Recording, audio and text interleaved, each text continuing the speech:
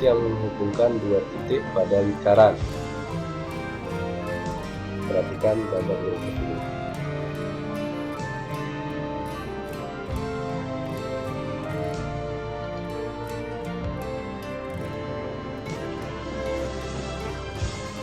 Jadi tali busur BC, DC, dan AC. Garis AC merupakan tali busur terpanjang. Pada penjelasan sebelumnya kita ketahui bahwa garis AC adalah diameter lingkaran. Jadi dapat kita simpulkan bahwa diameter lingkaran itu merupakan tali busur terpanjang.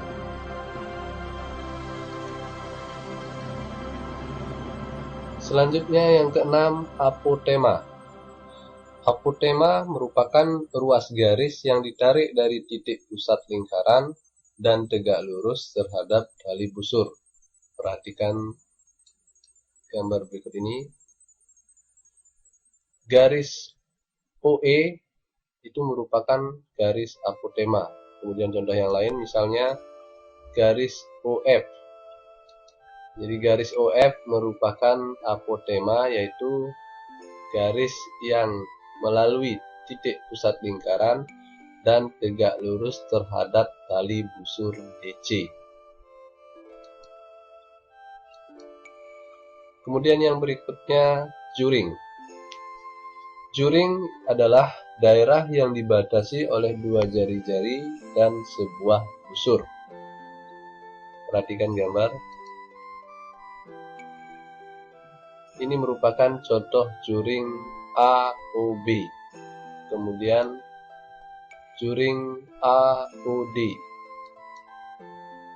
juring DOC, dan berikutnya juring BOC.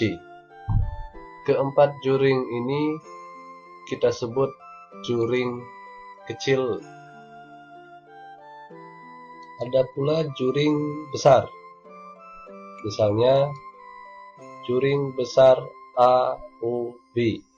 Ini dikatakan juring besar karena sudut yang dibentuk lebih dari 180 derajat. Kemudian disebut juring kecil, misalnya juring AOB yang berwarna merah. Itu merupakan juring kecil karena sudut yang dibentuk kurang dari 180 derajat. Jika sudut yang dibentuk tepat 180 derajat, maka daerah tersebut disebut daerah setengah lingkaran. Selanjutnya, bagian lingkaran yang terakhir yaitu tembereng. Tembereng adalah daerah yang dibatasi oleh sebuah tali busur dan busurnya. Tembereng juga dibagi menjadi dua, yaitu tembereng kecil dan tembereng besar. Dikatakan tembereng kecil jika daerahnya kurang dari setengah lingkaran. Perhatikan gambar berikut ini. Tembereng BC dan tembereng DC merupakan contoh tembereng kecil karena daerahnya kurang dari setengah lingkaran. Kemudian dikatakan tembereng besar jika daerahnya lebih dari setengah lingkaran. Misalnya tembereng DBC. Jadi tembereng yang berwarna biru ini itu merupakan tembereng besar.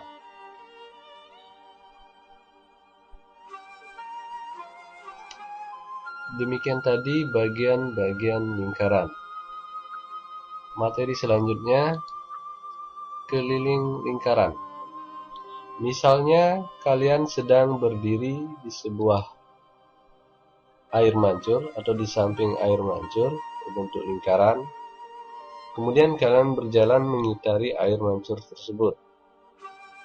Jarak yang kalian tempuh ketika mengitari air mancur tersebut merupakan keliling lingkaran. Atau perhatikan ilustrasi berikut ini. Misalnya ada sebuah benda berbentuk lingkaran. Kemudian gulingkan benda lurus ke depan sampai tanda pada benda kembali berada di permukaan meja.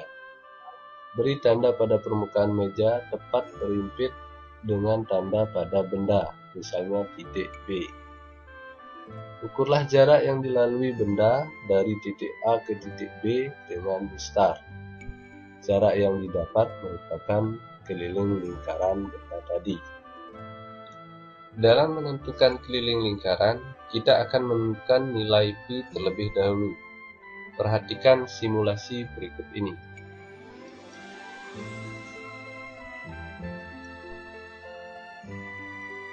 Langkah-langkah dalam menentukan nilai Pi. Yang pertama, sediakan minimal 4 lingkaran berlainan ukuran. Misalnya, 4 lingkaran tersebut ini. Kemudian yang kedua, buatlah tabel seperti berikut ini.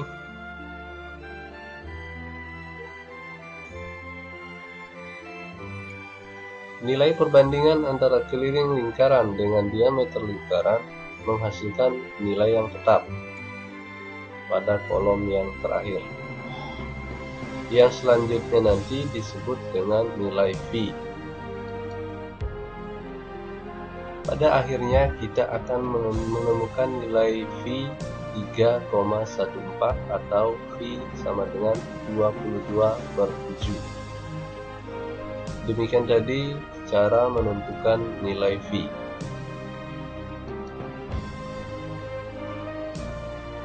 Kemudian selanjutnya rumus keliling lingkaran.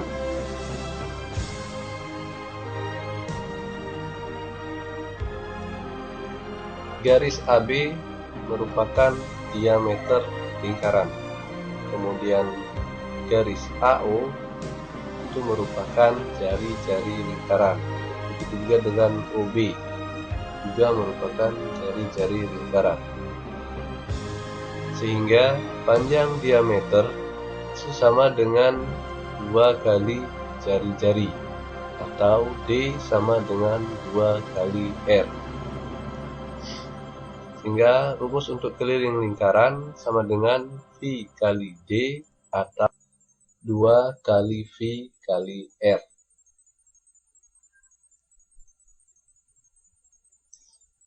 Materi selanjutnya, luas lingkaran. Untuk menghitung dan menemukan rumus luas lingkaran, mari kita perhatikan ilustrasi berikut ini.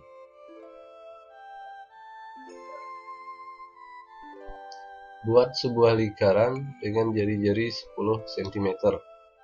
Lalu tarik diameter lingkarannya. Perhatikan gambar berikut ini.